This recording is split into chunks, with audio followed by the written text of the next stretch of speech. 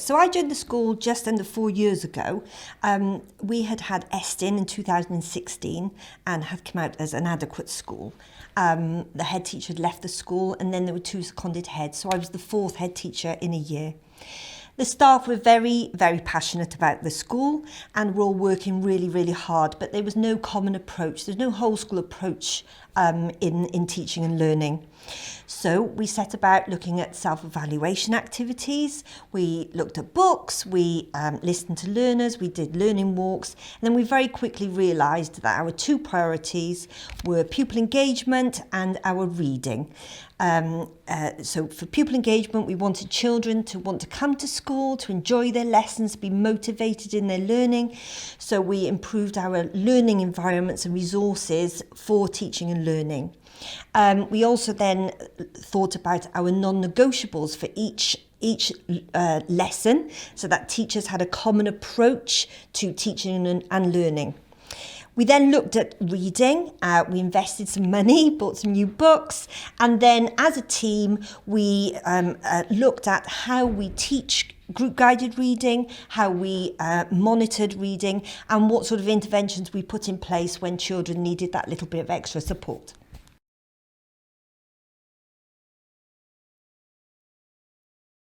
So I was very lucky when I became a head teacher here that my school improvement partner and I we developed a very close working relationship, and we were able to have very open, honest and frank conversations.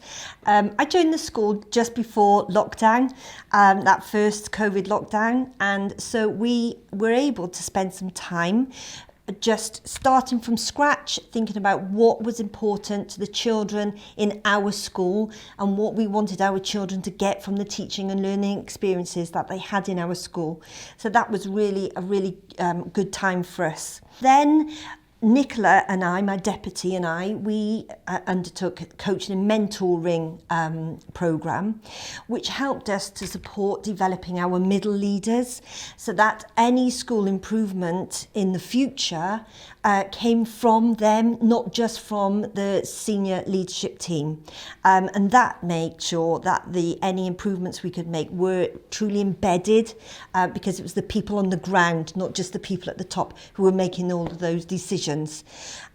We also then did the Simon Brixby Agile Leadership programme, and that's helped us to really hone in on some of our processes so that when we are undertaking and looking at where we want to develop our school, we are working quicker and easier, and we're really focusing on only a couple of things at a time so that the teachers aren't being overwhelmed, but we're always looking and moving our school forward.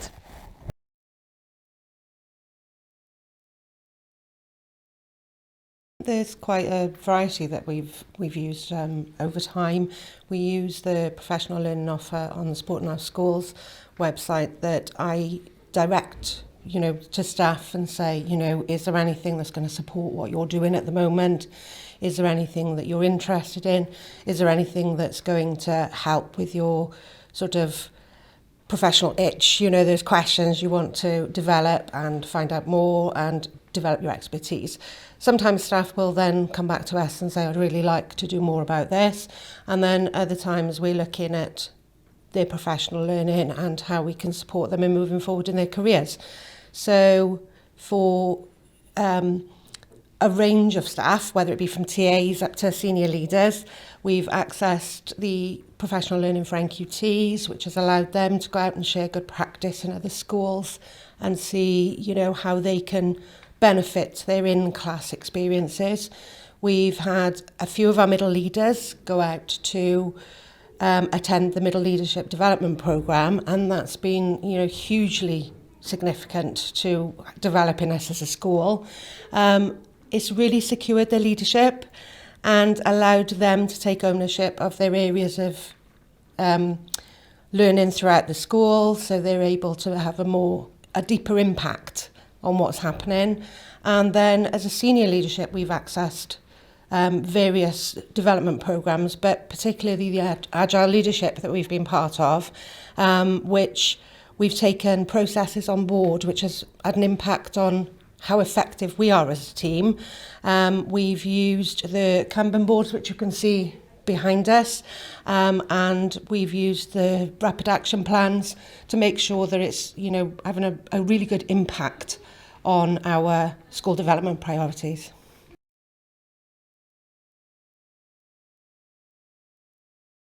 I think the most significant impact is, you know, the fact it's having on our leaders generally.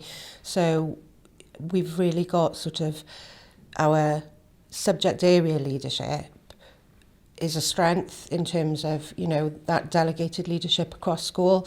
So they're heavily involved in all this self-evaluation practices. They are managing to track our pupil progress. They're doing things like looking at books. They're doing things like lesson observations in some instances as well. So the impact of that ownership and leadership development is significant in terms of the teaching and learning within the classroom.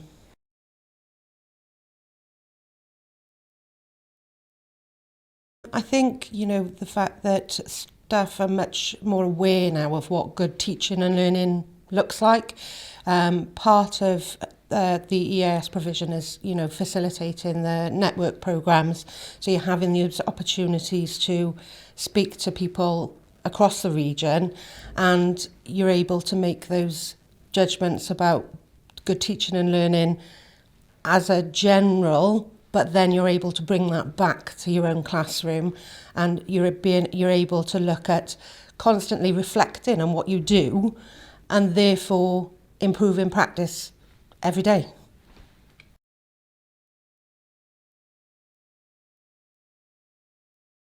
I think it's benefited me, the staff in school, the children enormously. I've done a middle leadership course, which I think has just really improved me as a leader. It's given me ideas of the right way to implement the actions that sort of we found. And we've also worked with a partnership school with maths very successfully, where we took sort of the really golden nuggets that we thought were fantastic ideas and found ways to embed them into our school, which actually ended up with us being a partner school ourselves and offering support to other schools too.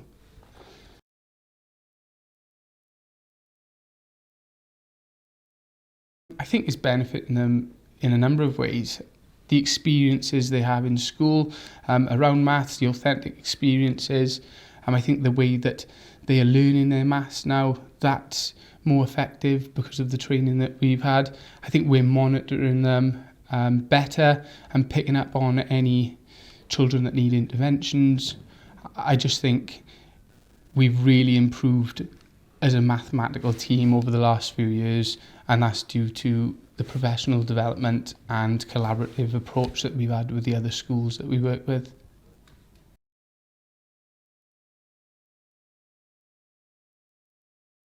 We're not just seeing a learning in the school, we send that further. So we're holding parent forums to get them involved in the new way we teach maths. We work closely with our cluster, so there's a consistent approach across all the schools in our cluster.